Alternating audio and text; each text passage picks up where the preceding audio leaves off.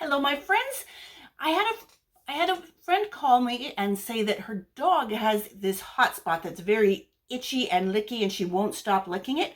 So today we're going to make a hot spot spray to help with that. Now, I don't know everything, and I'm certainly not an expert on dogs, but I do know where the experts are. This is a book by Dr. Janet Roark, who is the essential oil vet. She is on the veterinary board for doTERRA and is an excellent resource, teaches classes and all of that. So there is a recipe for that, for the hot spot spray in here, and that's what we're going to make for my friend's dog. This recipe calls for a 1 ounce spray bottle. I only have a 2 ounce, but we'll just fill it halfway, and that will give us plenty of the mixture to see how it works on the dog. So we're going to take and add myrrh. Myrrh is extremely thick, so I put a dropper top on it. It is also very sticky, so you want to make sure you wipe it off, otherwise you end up with this on there. So make sure you got it nicely cleaned before you put it on, because it is very, very thick. You can see how thick it is.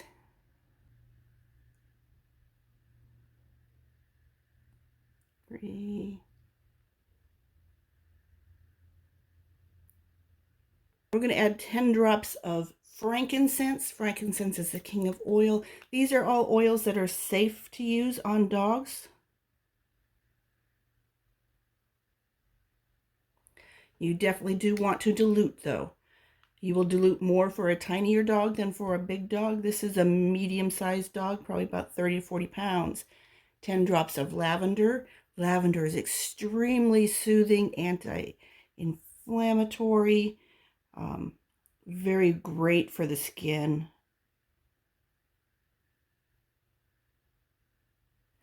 Also calming for the nerves for your pets. And then 10 of Copaiba. This is another oil that it covers all the systems. It's got calming properties, anti-inflammatory properties, great for the skin once again. Now we're going to add some colloidal silver. This is another natural product that is great for skin and all sorts of things. Set that apart. We want 2 teaspoons of this.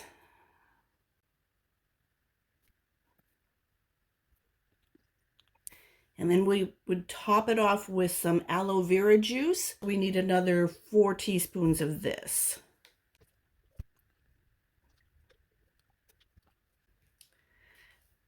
Then when you buy these little spray bottles, they come with standard sprayers that are a little bit too long, so we're just going to cut it at an angle so it doesn't suck the bottom.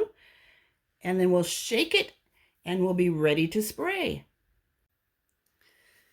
You want to make sure you add a label so you have the recipe, so you don't have to go hunt it every time you want to remake it.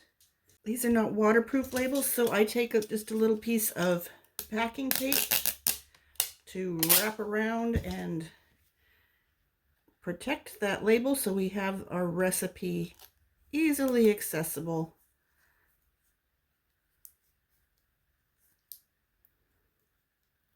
Voila! So there you have an essential oil hot spot spray for your pet. Make sure to hit like and subscribe for more videos on how to use essential oils in your health and wellness journey for you, your family, and your pets. Comment below how you like to use essential oils on your pets. I use them almost every day with mine. Thanks for joining me.